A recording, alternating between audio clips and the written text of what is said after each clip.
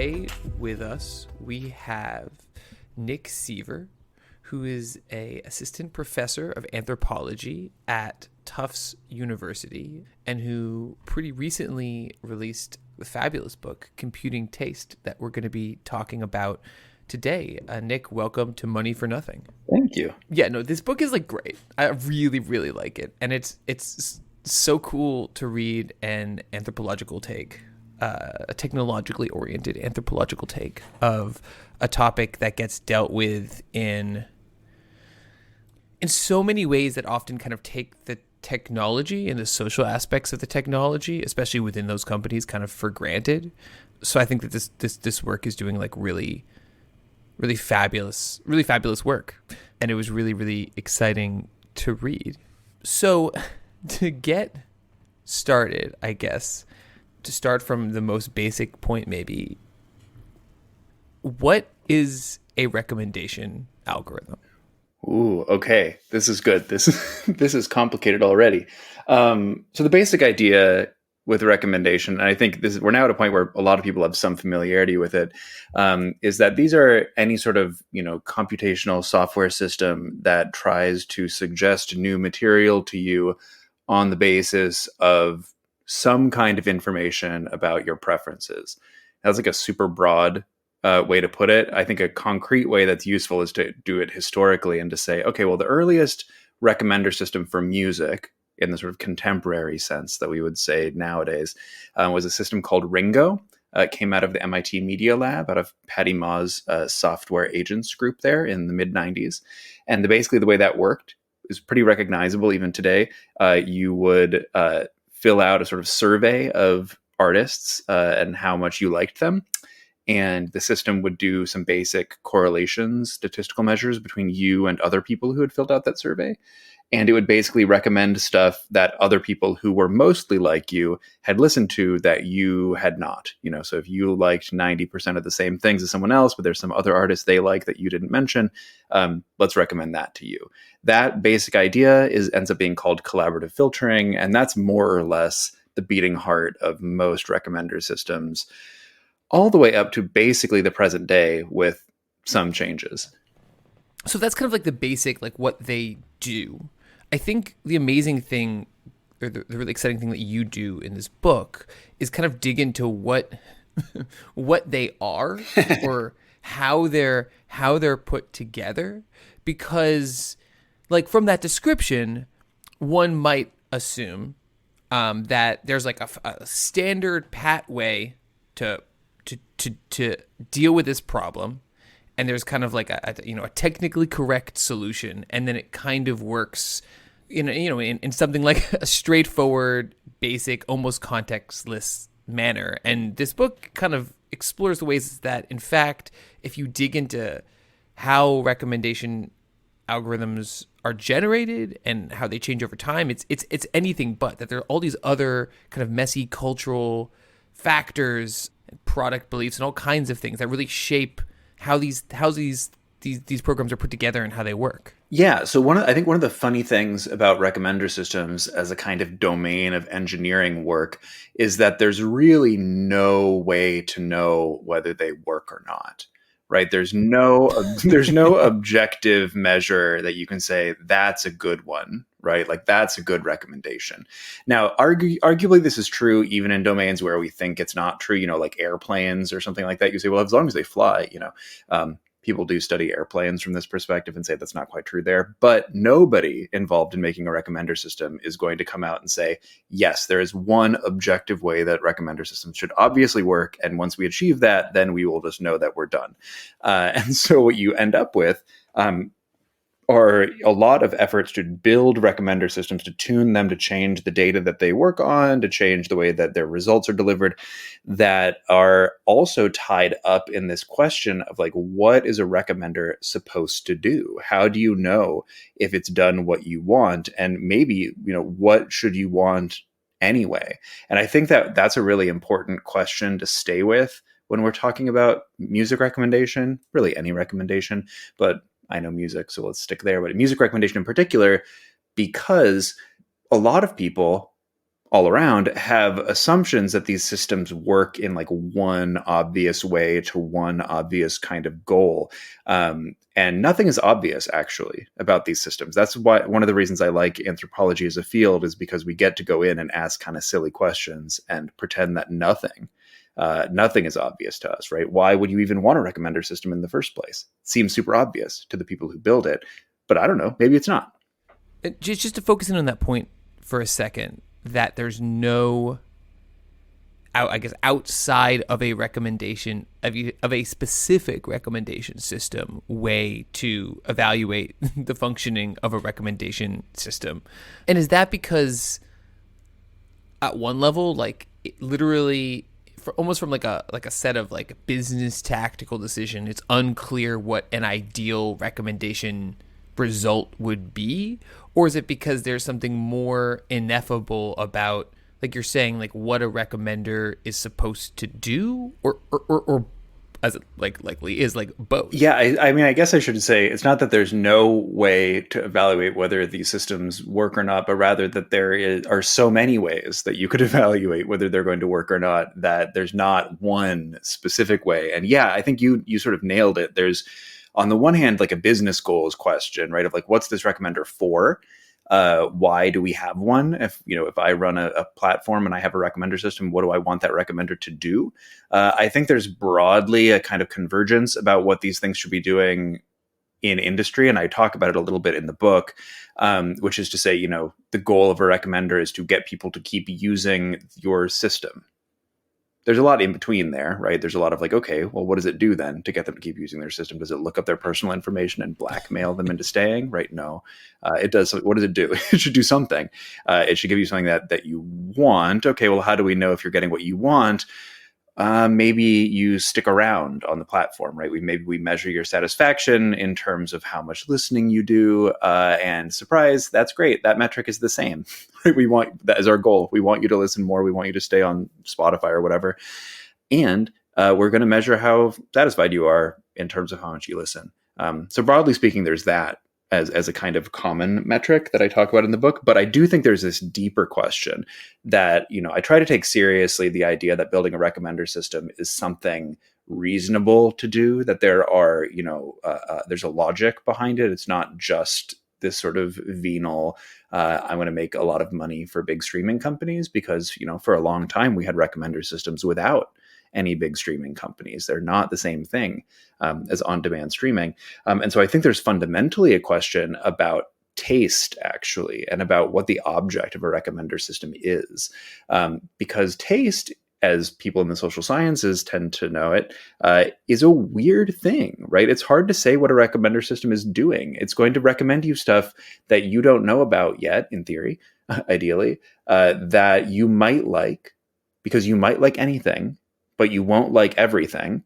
And there's this funny question of like, what exactly are you doing then if you're making a recommendation, right? Are you guessing what someone's taste is, pigeonholing them, and then just finding other stuff that was already in that pigeonhole? Or are you trying to help them explore? And if they're only exploring some of the stuff, then like, is that a bigger version of the same pigeonhole? There's like a lot of weird philosophical questions that come up when you start to think about what exactly it is that a recommender system is supposedly modeling. Yeah, and it's really interesting to think about that just kind of as a product of a very specific stage of consumer capitalism and the culture industries too, right? Like thinking about almost like you could imagine like the opposite of a recommender system. Like, I don't know, Chicago's Great Books course, that this is a set of texts that have innate value that you are supposed to grapple with for your good. I mean, is my understanding of that system. Or thinking about in a musical sense, like the idea of like the classical maestro who's going to like put together a program of music that the challenge is, in the Platonic ideal minus power relations, minus colonialism, but like, that listeners are gonna grapple with in some way, and that this is more complicated because it's both shaping taste and reflecting tastes that are valorized in a kind of quasi-democratic way? Yeah, I think that's right. There's a funny joke that sometimes went around in the world of people making these systems,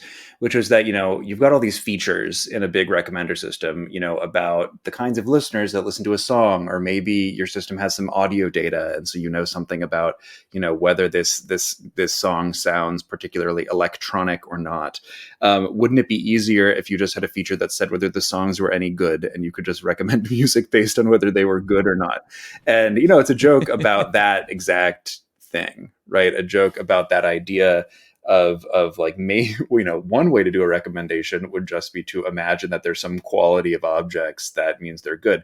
And it's funny, in part coming from the social sciences, because that is the way that we talk in sociology and anthropology about kind of what theories of taste used to be, right? This idea that taste used to be like, you have good taste or not, and that meant you liked things that were good, and goodness kind of resided in the object. And you see, of course, over the course of the 20th century, this great democratization of taste. That does not mean that, everything that's valuable gets an audience or anything, but it does mean that there's a lot less command of this idea that there's some good thing that everybody should be listening to. And recommender systems play in that space, right, where there's not a lot of moralizing about whether any particular song or artist is good or bad. Certainly not at the level of the technical system, although people involved might have their own opinions. And it matches a lot of what we'll say in the social sciences about taste, right, which is that we shouldn't think about taste as being whether people are listening to good stuff or not. We should think about taste as being this kind of arbitrary set of preferences that is unevenly distributed across a group of people. And that's something that we can kind of map out. And it's arbitrary to a certain extent, but people learn it over time. They feel it very intensely. It's connected to all sorts of other aspects of their social identity. And recommender systems are quite compatible with that basic idea. So going off what you said kind of at the beginning of that comment, which is, when you, in the world of the people who make these systems, and I feel like that's such a key part of this project, and is something that really makes it stand out from the kind of the broader set of discourses about algorithmic culture generally, with a couple of exceptions, but certainly like this level and depth of thinking about, as you kind of, I think, really compellingly show, something that's kind of as culturally specific as music recommendations, that the folks who are making these things really do care about music, and they really care about recommending, and that instead of being this kind of monolithic force acting on culture in the world, that the companies that are developing these recommendation engines are sites of culture, and are kind of echoing and mirroring and transmuting cultural forces that are running through the rest of society. And that really, I think you argue here that they really need to be understood that way, to understand, or to get a better grasp of what the systems they produce, the very influential systems they produce, are then kind of doing in the world and doing to the listeners. Or with the listeners. Yeah, I think you've hit on something really important here, and there's a lot of things that are important that cross through this, so I want to make sure to get them out clearly. So on the one hand, right, I think my approach in the book, which is unapologetically anthropological, is to really try and say, what we call in anthropology interpretive charity. So this idea of like, okay, I'm going to look at how this group of people does stuff in the world, and I'm going to work from the assumption that it kind of makes sense, but also that it needs a little bit of like talking about to figure out how it makes sense, to try to get out the logic. And the challenge here is that that's not the same thing as saying that it is good or right, or that they ought to do it, or that the things that they think, are the way that they ought to be thinking if we want the world to be a better place or something. It's totally possible for all of the things that they think and that I talk about in the book to be, reasonable locally, and to have all sorts of bad consequences outside of this local context. That's totally possible. And so I recognize that one of the things that sets this book apart from other writing on algorithms, on recommender systems, on the role of these systems in music in particular and culture in general, is that I'm not super critical of what they think most of the time. I talk about sort of some of the consequences in the book, but I see my main goal as being to try to unpack what's going on here and to really, really lay it out in kind of excruciating detail. And I don't think that means that everybody should do that. I do think this is kind of a healthy part of an overall critical ecosystem, so that, we need people who are going out and really, giving companies like Spotify a hard time, for instance, even if that's not the focus of the book here. So I hope that people don't read it and think that I'm suggesting that people who are, critical along other lines of these systems or these companies are making a mistake. I just think that it's very useful to have something, empirical, like I've got in the book, to hold on to.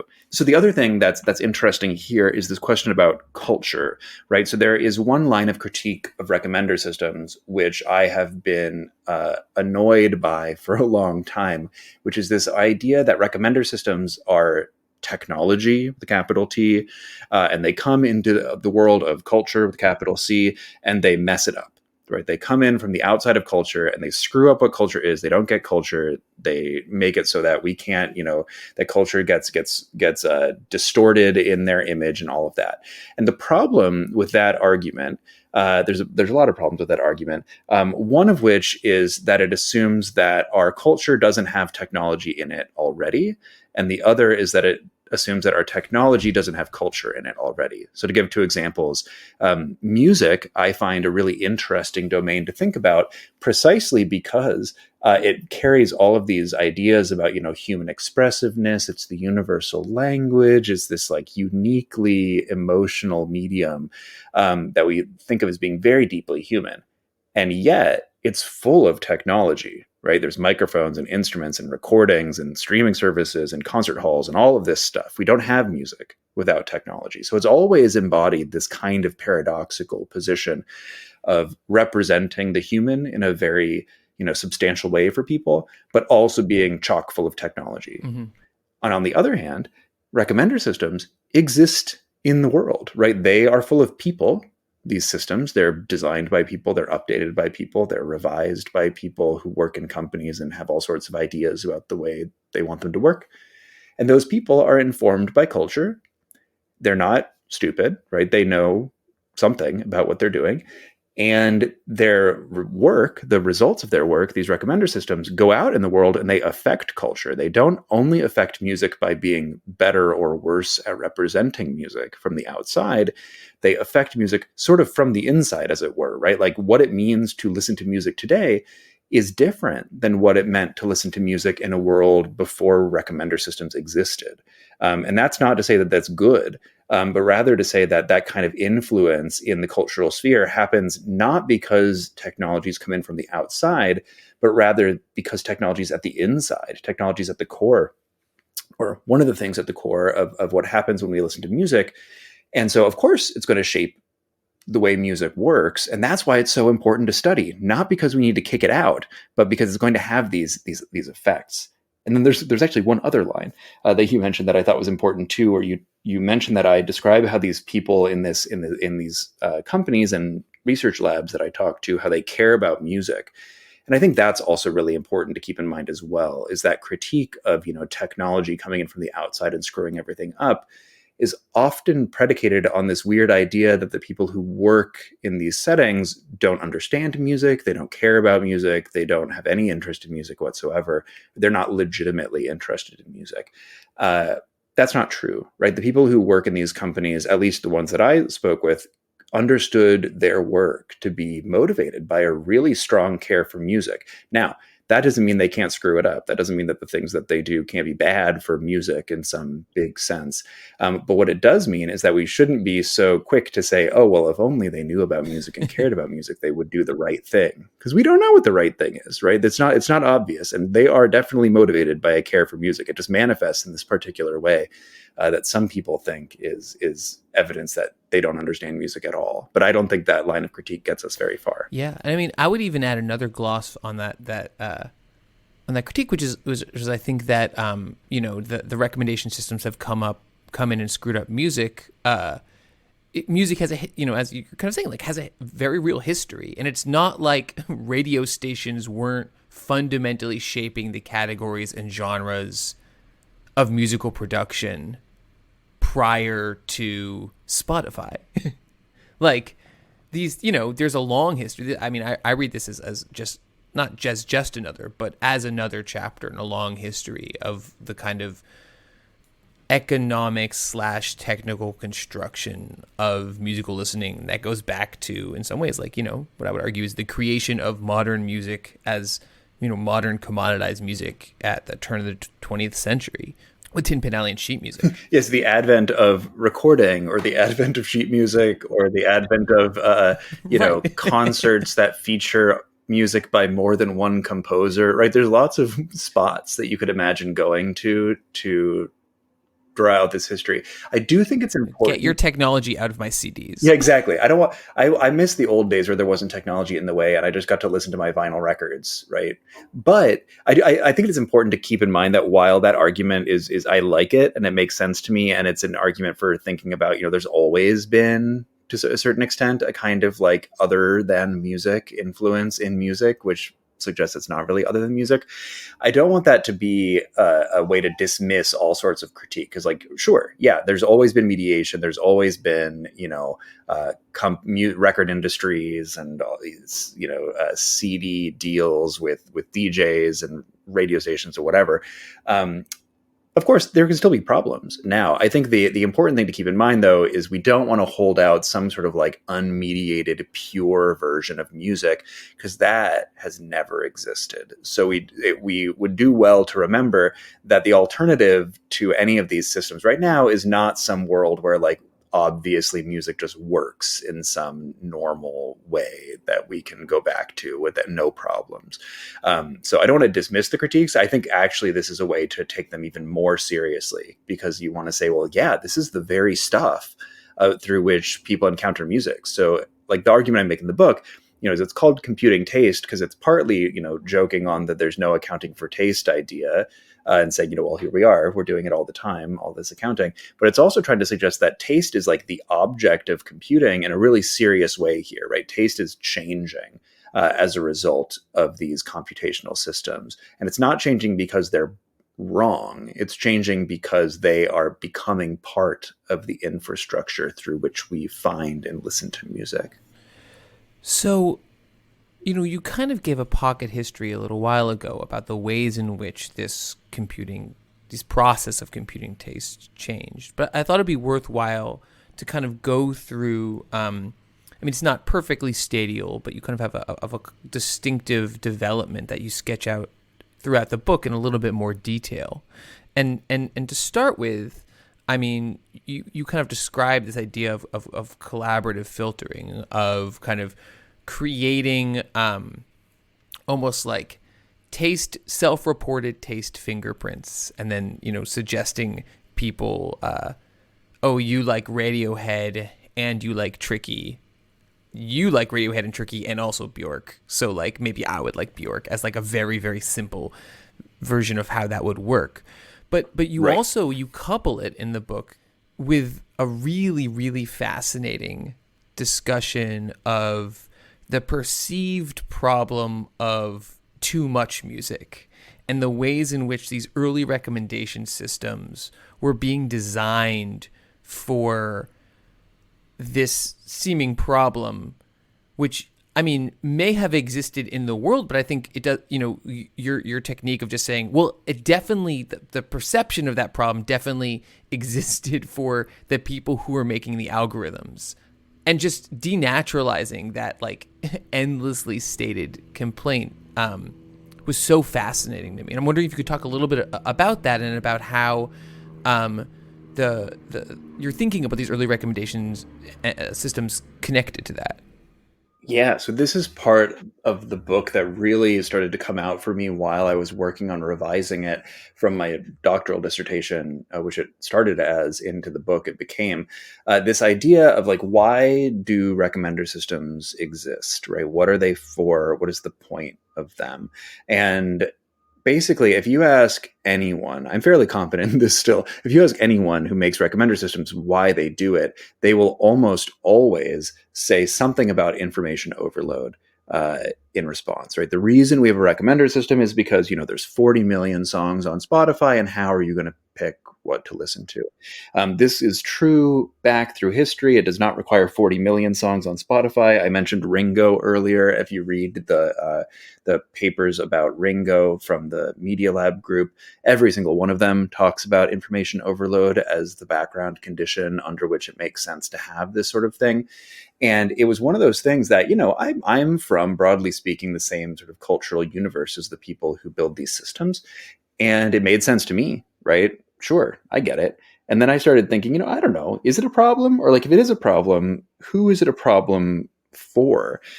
Because you started to see these examples of like somebody who would get a music streaming account and think, okay, what am I going to listen to? And then what would they do? They would just think of the last artist that they listened to and on the radio, and like put that person's name in and listen to that. And then when they were done, they were done. And this was framed as a kind of problem for that person, right? Not just a problem for the streaming company, but like that person has a problem. They need help. Like they need help finding other stuff. And I was thinking, wait a minute, maybe they don't, right? Maybe that person doesn't care. They've listened to the music, they're done, and they're okay with it. And so I realized that this myth of information overload was a really important story about the way that people are and what people need that underlies the design of these systems. And so I started to call it a myth in the book in a very technical anthropology sense. So I don't mean myth as a lie. We don't say myth to mean like, oh, that's just fake. A myth is, in brief, it's a story about the way the world is, right? So we talk about people being overloaded, and we're not really making factual claims there. We're really talking about just like what it is to be a person. And so people making these systems will say, oh yeah, people are overwhelmed right now. They're totally overwhelmed. If you do some empirical research, you might find that some people don't seem overwhelmed. They don't seem to care at all. But that doesn't matter. That's not what this myth is about. The myth is about what it's like to be a person right now in the information age. It's overwhelming. We need recommender systems to help us. And so recommender systems come in as a kind of solution to this information overload problem. And as I was working on this part of the book, I started to read all of this historical work on information overload, going back to the early modern period after the invention of the printing press, and studying, scholars in early modern Europe who are like, oh my God, there's so many books. What are we going to do? And it was, it's always funny to hear the relatively small numbers that get trotted out when people are like, there's like 1,000 books. What are we going to do? That's so many books. And you think, aha, if only you knew. Or you go farther forward through time and you keep finding examples of this. Like in the early 80s, there are examples of people in computer science saying, there are so many emails. What are we going to do? It's like, if only you knew, guys, how many emails there were going to be later. And again, I say this not to discount any of these or to say like, your worry about information overload is not real, because people have always been worried about this, but rather to point to information overload as not really being a historical claim. It's not like right now we've finally passed the threshold. At some point there was an acceptable threshold and now there's not, and that's what happened. But rather to say that this is like a kind of story. It's a kind of relational story where we don't just have too much stuff. We have a certain kind of person in relation to that stuff who is understood to be overwhelmed. And you need that kind of person to exist. You need that person to want to have already listened to all of the music, to start to feel like a 40 million song catalog is a kind of threat rather than just a straightforward resource, right? Like, why is it a problem that there's so many songs? Oh, it's a problem if you wish that you already had listened to everything. And that's true for a lot of people who are in these spaces who really love listening to music. They desire to listen to a lot of different kinds of music. They enjoy it. They have what some of these historians of overload call an uneasy balance between desire and anxiety, right? It's like you want it, but it's like, oh, I'm nervous about how much stuff that is. In any case, this is part of a story in the book about how people imagine the users of recommender systems, what kind of person they are. And those early systems really imagine that the user is a kind of thwarted music enthusiast, right? Like you'd be a big music fan. You would like to go discover new stuff. You just don't have enough time. And so this system is to sort of help you like pursue that goal, which you sort of intrinsically have. And what changes over time from the sort of mid 90s before the present, basically, is that the the modal user stops being this enthusiast, this person who loves music so much that they are like overwhelmed by how much they love it, and instead becomes this kind of person who maybe doesn't care that much about music. And now they're overwhelmed by music, not because they love it too much, but because there's just so much of it out there and they don't really care. They just want to hear something. And that's a really different kind of user. It's a different kind of listener to imagine. And it results in all sorts of changes in how these systems are designed because they are built with a kind of model of their user in them, like basically all technologies are. And as that model user changes, you can see it change in the sort of infrastructure of recommendation. And this is kind of what leads to kind of what I would call like the maybe like the uneasy behavioralism part of this like development of recommendation systems in the book, right? That there's this sense that they want it seems like that the same folks who are building these early recommendation systems, it doesn't seem like, and maybe I'm projecting my own like experience of getting to college and downloading hundreds and hundreds of gigs of music and then being stressed out by it.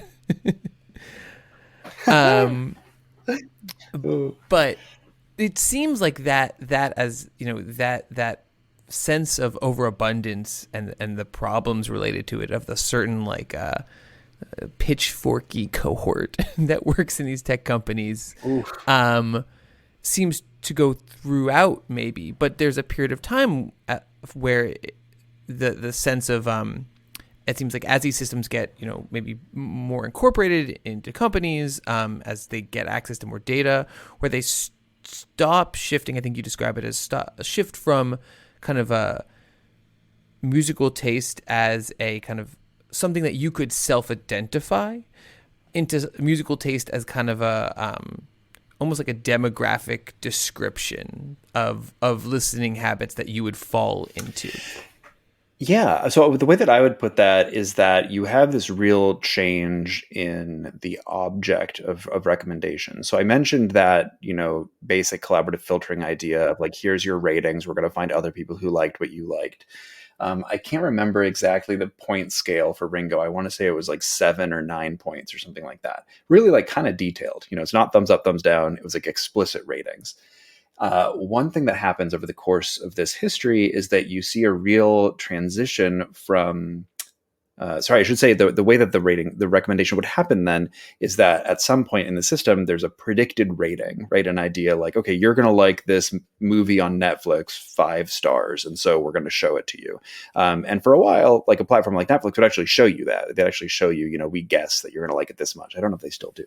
I don't think they do. But the problem of doing that is it's always weird when you right. If they show it to you, you might be like, no, absolutely. And that's one of the weird things with all this. Like this very, I've been pressing Netflix on my computer, and what Netflix is changes is like, yeah, when did that go away? It's surprisingly hard, I've found, as someone who's worked in this field now long enough that things have changed under my feet, to just remember what it was like before, like a year ago, right? Any of these things. I think people have really. We get so naturalized into the way these interfaces work that, well, we can talk more about this later, but I think there's a lot of questions about, the idea that recommender systems and streaming are the same thing as each other. Very often people will talk to me as though that's true, even though, we didn't have on-demand streaming for like most of the history of music recommender systems to date. It just feels like they go together because that's just the way they are now. In any case, what you get in this history is originally the recommender problem is a ratings prediction problem, right? It's like, I'm going to predict it. And if I predict your rating better, that probably means you're going to like it better. And that's that. Now, this assumption sort of falls apart over time, partly because it was not true, right? Like you can't, like if people didn't care that much about, beyond a certain point, I don't care how precise, if it's 4.3 stars or 4 star, whatever, I don't care. It doesn't matter to me. You might also say, as some people in the field did, that people's preferences are noisy, right? Which is to say, I don't have the same preferences from moment to moment. So you can't predict how much I like a thing any more precisely than I have my own preference, right? Like maybe it changes over time. It's not always the same. And so what you get is a kind of transformation from explicit ratings as the object of recommendation to implicit ratings, which is this kind of stuff I mentioned earlier about, how many times did you listen to a song? How long were you listening for? All of these sort of behavioral measures that we think of as being kind of the stuff of big data, right? Like now we have this because all these streaming platforms can really pretty easily gather information. Spotify, for example, like needs to know what you play to make it work, right? To send you the songs, to pay the rights holders, right? They need a record of that anyway. So it's already part of sort of what the infrastructure is doing. And so with that transition from predicting ratings to kind of anticipating behavior and to modeling taste as a kind of behavior, you really get a change in the way that these systems work that goes along with that change that I mentioned in the idealized user. So once the idealized user stops being an expert who like wants to give themselves, so give ratings, right, to go through and be like, I like it this much and this much and this much, they become this like less enthusiastic listener, the ideal modal user, who doesn't want to interact, right? They don't want to produce a lot of data explicitly, but of course they're going to click on stuff. And so people will start to argue that you need these behavioral measures because of what listeners are like, because your typical listener doesn't want to interact very much. This is like the way to get them recommendations, because otherwise you just don't have any data at all. And so I think what this does is, to get back to your point, changes what taste is in a certain extent from your expression of what you like, right? Just like your list of things that you might put up intentionally on a Facebook profile or something, which of course is its own mediation, to a kind of behavior, right? Like taste becomes a not explicit kind of statement about yourself, but rather a thing that you do. And again, that's not an unreasonable way to think about taste, actually. It has some weird consequences in this setting, but there's plenty of work in the social sciences that suggests that we think about taste as a kind of activity rather than a kind of identity, although obviously activities and identities are related. So when you said it's, sort of a demographic kind of category, I was thinking, oh, that's so interesting, because a lot of what goes on in this space is the suggestion that this is a way of displacing demographics, right? We don't need to use conventional demographics like race or age or gender, because according to the folks in this space, this behavioral data is more legitimate than that, right? It's less, it is the stuff itself almost, right? So it doesn't feel like importing some other categorization that would, Right. box you in, so to speak. I mean, but there's also an interesting thing where, I mean, in some ways, I'm reading you as saying that if initially these recommendation engines are created to model the behavior in some ways of like the music fan programmers, that in some ways that Mm-hmm. their expectation is that the end user is someone similar to them. You have an interesting part of the book where you kind of talk about the ways in which, with this shift to a vision of a more passive user, there's also a kind of importation or maybe expression of, these kind of like gender descriptions that have a really long history in the ways that consumer society functions, and certainly the way that the music industry considers musical consumption and female musical consumption in particular. And that almost, as the end users stop being in some way painted as the same people as the creators, because they're passive listeners, they also get gendered female in some ways, in interesting ways, maybe. Yeah, I think the gender question is looms really large here, and there's some really interesting work about the sort of gendered history of background listening that I cite in the book. So the musicologist Christina Bod, for instance, is a great article about the history of this kind of this idea that the background listener is a kind of degraded listener that's associated with the feminization of that position. And I think it's really important to keep in mind, because some people, when they start to make critiques of algorithmic recommendation and the idea of like, oh, it's music for the background, it's not serious listening or whatever, this idea that recommenders are contributing to this kind of passivization of listening. They're playing in this history where passive listening is bad and passive listening is feminized. And I don't, I want to take seriously that there's different ways this could be configured, but it's worth keeping that in mind. That there's this idea that listening in the background is essentially a womanly and therefore bad thing to do, is a kind of bias that we want to avoid, I would hope, in talking about these systems. And yeah, there's this funny bit where I it's a common critique and a reasonable critique made of the tech industry that it solves its own problems, right? Like that's why a lot of these things exist. They're designed to solve the problem of dudes in their 20s and 30s who don't live with their mom anymore and want someone to do their laundry or something like that, right? And the thought goes, if only they didn't think that way, they would make better choices. They would make better systems. Maybe if there were other people in the room, they would also help them make better choices.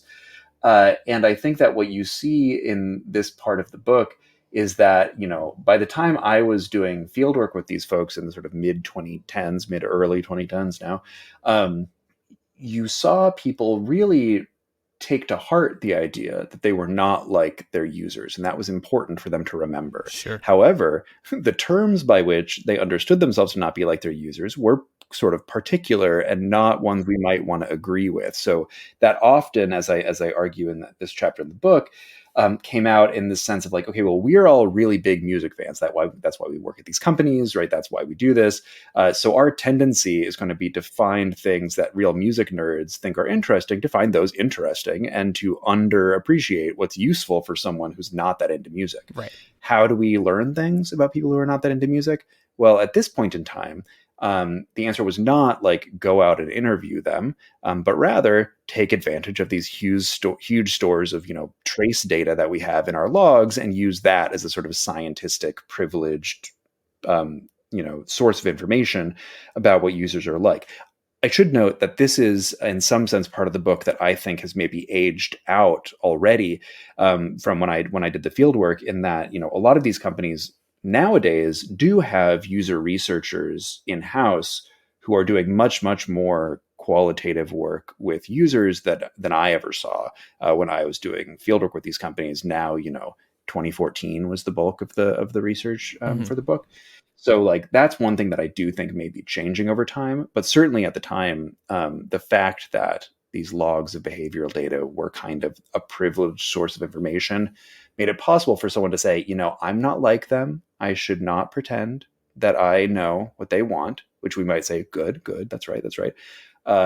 Therefore, I'm going to figure out what they're like by looking at this listening history, right? I'm going to use this medium to sort of figure out what they're like. And if it turns out, if you try to look at people through this specific infrastructure, they look a lot like the shape of that infrastructure, right? How do they vary? Well, they vary primarily in terms of how much they click. Because look, here's a list of all the clicks that they did. Look how big this one is. Look how small that one is, right? That becomes like a very substantial part of what distinguishes people from each other, just because that's the shape of the infrastructure. That's fascinating. Especially, I mean, when I think a lot about, and in some of my own work that I'm actually finding this in remarkably, almost suspiciously unchanged ways from the very beginnings of music consumption. This kind of especially like dual conceptualization of female listeners as on one side, avid super fans, who consume uncritically but with real intensity, and the other, this passive listener, and that how could both possibly be true? But thinking about what you're saying about this infrastructure and the ways in which people end up looking like these infrastructures that's shaped by a set of somewhat unreflective assumptions, it also makes sense why some of these companies have been unable to grab hold of, famously unable to grab hold of all kinds of monetary streams that non-click based music produces. Yeah, it's a lot of it is very click shaped. In the same way that early recommender systems were very numbers shaped, right? They were ratings shaped. And I think that that's a really useful thing to keep in mind. And this is why, in one of the sort of weird, I don't think I've done justice here to the sort of weird anthropological tangents that this book goes into. But in this chapter that we've been sort of talking about here, there's a very long part about the anthropology of animal trapping, where I Yeah, talk the trapping was awesome. where I talk about the sort of mechanisms of traps as a sort of metaphor for understanding what's going on in recommender systems. And I do think that actually this analogy is useful, because if we say, as I did earlier, that technologies have embedded in them a kind of model of their user, and a trap, the user is, ironically enough, the entity that's going to be trapped. Then we can look at those systems, right, the design of those systems, and sort of see Hmm. how they apprehend their, sorry, that was an unintentional pun, how they apprehend their users and catch them.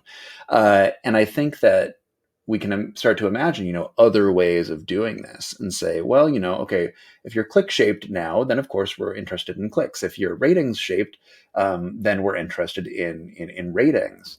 And what else could we do, right? Like what other ways of imagining the shape of listening behavior are there, that might get built into these systems, right? There's a kind of speculative mode that we can enter into that says, we're not going to eradicate technology from these settings, and arguably certain forms of recommender system can be legitimately useful to musicians, to listeners, right? It's not out of, I don't think it's unreasonable to suggest that there's a place for some form of recommender systems, even in a sort of utopian future. However, they certainly can't look like they tend to look today. Yeah. And so kind of to wrap up the book as you move into like the last part of it, there is this move then in some ways from, I would say, the kind of this modeling of consumers to a modeling based on a series of pretty serious breakthroughs in computational ability and power and technique that have begun to occur, start really seems like kicking into high gear towards the end of the 2010s. That all of a sudden there's this real move to start, it seems like, turn the gaze almost from the listeners to the music itself, and then start to sort and analyze and categorize the music to better take music and feed it to these different groups of listeners in more or less effective ways in different times of day, and all the kinds of the vibe based economy that gets discussed so much.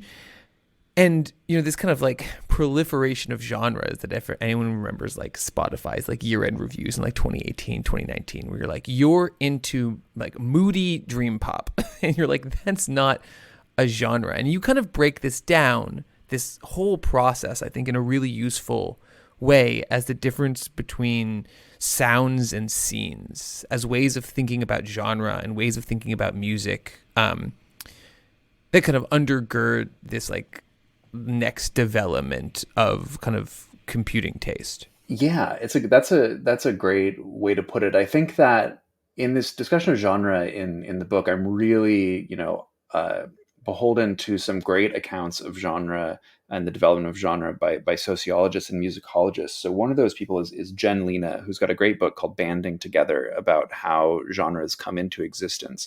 And there is this kind of sociological theory of genre, which I think I share, which is that a genre, we talk about genre as being like about the sound of music, but it's better understood as being about the kind of social groupings that emerge around a sort of emergent form of music. And Alina gives a great account of how those social organizations kind of like come into existence over time and different ways they can come into existence.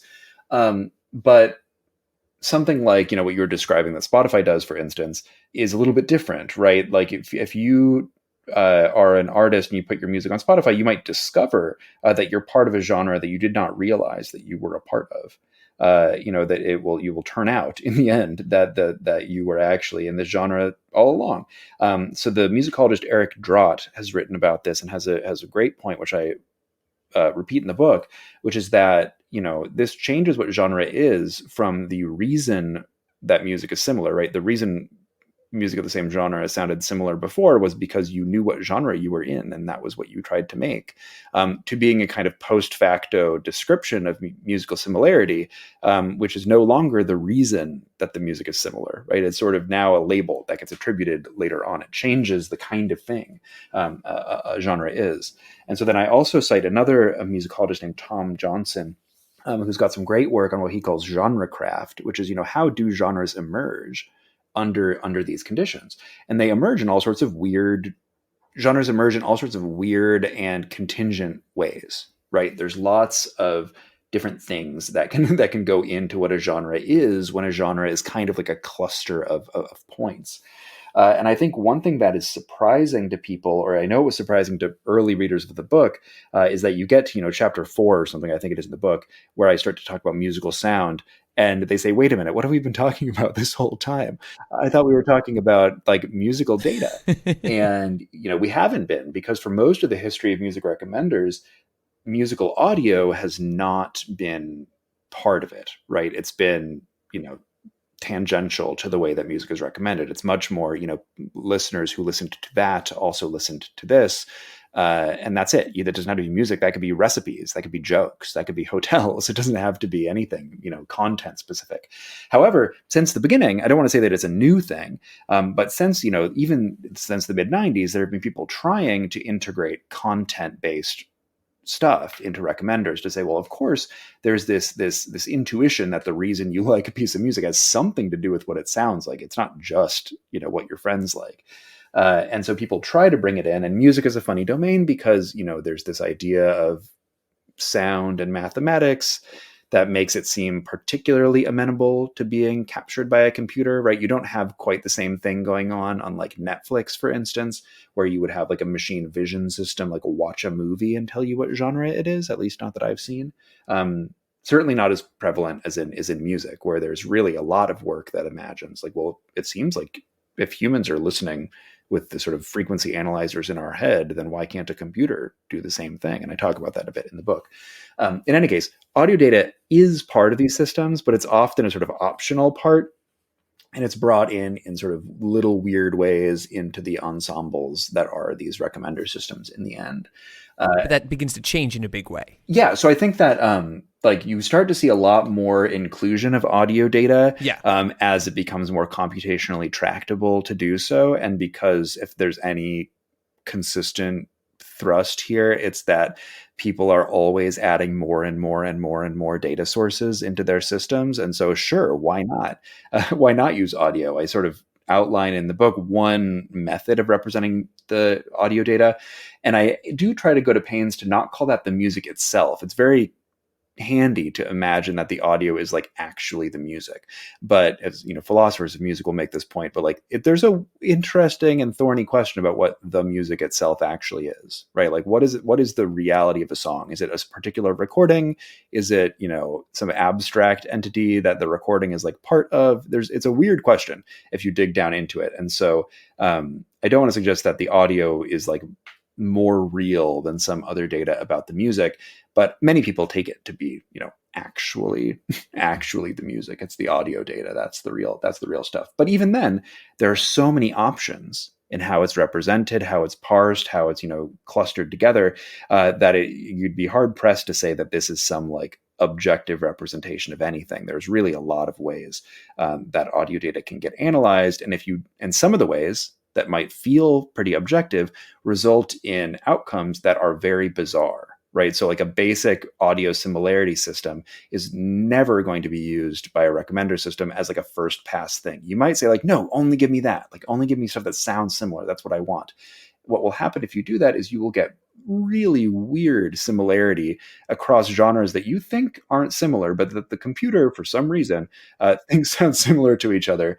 And, you don't want it in general. And so what happens usually in practice is that people will sort of bin things by genre in some other way first, right? Like people tend to listen to these together, and then we'll do audio on that to make sure that you don't accidentally have, I don't know, monster ballads showing up in your smooth jazz playlist or something like that. And I feel like this is kind of where the genre question and the ways in which the kind of move from clustering listeners to clustering musical recordings for similarity. I feel like that's kind of where the rubber hits the road in terms of the clear impact of these recommendation systems in the world. And you have a really interesting, you describe kind of this like Madagascar shaped island of music that is the like the official Spotify atlas of all the music on it. And what's really interesting to me is the ways in which certain kinds of music are chopped up into, specifically kind of like mainstream Western musics, are chopped up into all these kind of micro genres that are like seemingly placeless, that pull people in based on vibe. Though I think that when you were talking through this island, maybe vibe was still just over the horizon, like full vibes was just over the horizon. Well, yeah, we weren't calling them vibe. I don't know. Maybe some of them might be vibes. But also that there are all these geographic descriptions in there, right? Miami bass, Baile funk, that reflect the continued importance of scenes, of, communities of practitioners and listeners that engage with each other in various places or various ways, and then are kind of also incorporated into this broader, like, mass musical dragnet. And it does seem like this is where we've started to get the profound impacts of these algorithmic networks on kind of the world out, or algorithmic systems on the world outside them in really interesting ways, and in ways that I had not understood, I guess, before reading this book, seemed to kind of emerge out of that we're crazy music nerds, but the people out there, and then eventually like the music out there is kind of material to be organized, maybe. Yeah, I will say this is one way I think to pivot sort of toward the end of the book and to connect this together is that a lot of critiques of recommender systems are predicated on the idea that these systems are kind of all encompassing and that they're going to have these effects on culture because everything is getting run through them. And I think that that is becoming true. However, I don't think it used to be true. And so Mm-hmm. in the epilogue to the book, I talk about this interview that I did with someone who I knew from the field, but didn't get a chance to really interview for several years until later when I had finished my PhD and he had left music streaming, and so we got to talk about it. And it's this epilogue to the book is a lot about the regrets that this one guy had, which end up being, I think, sort of symptomatic, which is to say that people building these systems, 10 years ago or more when I started working on this stuff, I don't think they anticipated how successful they were going to be. Because this is another one of those interface things that's hard to remember. But, 10 years ago, the music recommender system was kind of a gimmick that was in the corner of the interface, right? It was not everything. It was not the sort of gaping maw of content that you encountered whenever you went online. And things that made sense when it was kind of a little side gizmo to just play with and be like, I don't know, give me a recommendation, then I'll go do something else. They don't make sense, or they change when all of a sudden everything is getting run through them, when you have some really dramatic centralization of streaming music, for instance, such that a decision that's made by one arbitrary team at Spotify can have a really outsized effect on how a lot of music listening around the world happens. And I think that's a big deal. And that is, to a certain extent, I think the issue with recommendation today is this centralization. Mm-hmm. That and I wouldn't say that we really need like a recommender-less world to solve that problem, but I do think that a world in which there is a singular logic of recommendation that everyone gets sort of funneled through, or if there's multiple logics, then the system that determines which logic you get is singular and is centralized.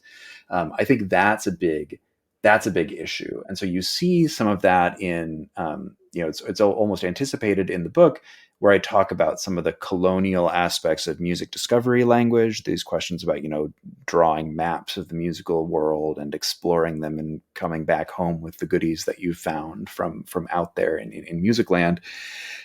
but it's that's a real issue, and I think it's something that people working in this space were not ready for. I don't think that they anticipated being as successful as they were. And it's easy to forget because they were successful that it was not always obvious. And that for most of the time I was doing my field work, even the idea that a recommender system worked well was kind of a joke. Like nobody really thought these systems did a good job. And now people think that they work so well, that they're so good at anticipating your preferences, that that's the problem, right? Like a filter bubble thesis, for instance, is predicated on the idea that your filter works, right? That your filter isn't Right. constantly screwing up and accidentally putting in stuff that it's not intending to. So there's this, and also that you're obeying it. So this idea that that it works so well that it's a problem is, I think, an interesting historical shift from an earlier moment where these systems were, curiosities, and really people didn't think that they worked very well at all. Yeah, and I mean, just to bring home like the ways in which power has really reshaped this. I mean, at some level, for all, I mean, we could enumerate the reasons. Like, there's no world in which Spotify is going to incorporate a Ringo-like self-description as an option to shape all of your algorithmic recommendations. That would be pretty unlikely. I remember, so to give one example that people listening might be familiar with, if you think of like Pandora Radio, right? So Pandora is well known in the United States and not really anywhere else because it's dependent on the US mechanical licensing infrastructure.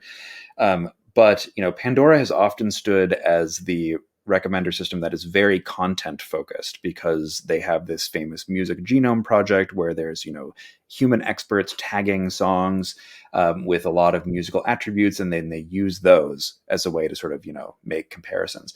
And of course, if you listen to a Pandora station, you'll give thumbs up and thumbs down, you'll skip songs and stuff. So I remember being at a conference where all the people there did not work at Pandora.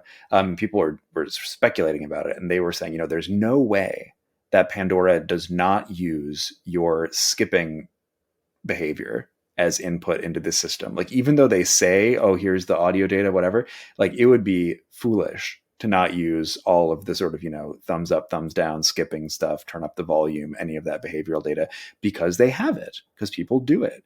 And this was not substantiated ever, but it was this common sense of people working in this sector that, like, there's no beating that behavioral data for the amount of it, right? Because people just are generating it constantly, and for the reliability of it, because people will imagine, they'd always tell these stories like, the Netflix example was always, people put the Criterion Collection movies, which you can't even get on Netflix anymore, at the top of their list, like, oh yeah, I love these 5 stars, whatever. But they don't want to watch them.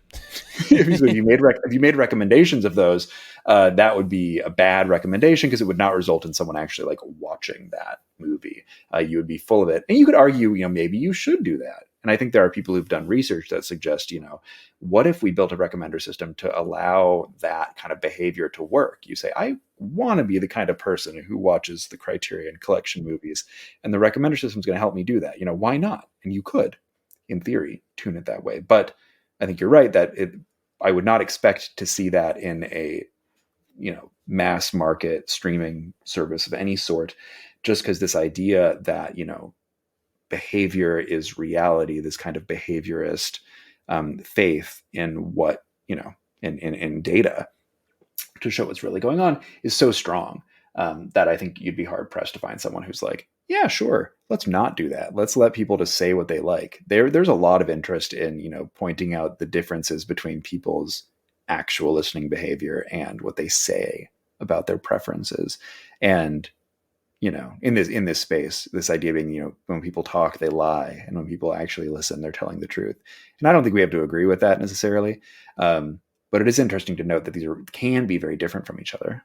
Well, Nick, I want to thank you so much for taking the time to talk. The book, folks, is Computing Taste. I would definitely recommend checking it out, not just for an extended discussion of various forms of trapping techniques, but also for a really incisive analysis of the internal workings of music technology in a way that I just don't think exists anywhere else. So again, Nick, thanks for the 7 to 10 years of research and writing that produced it. and for coming on the show to talk about it. Thank you so much for having me. It was a pleasure.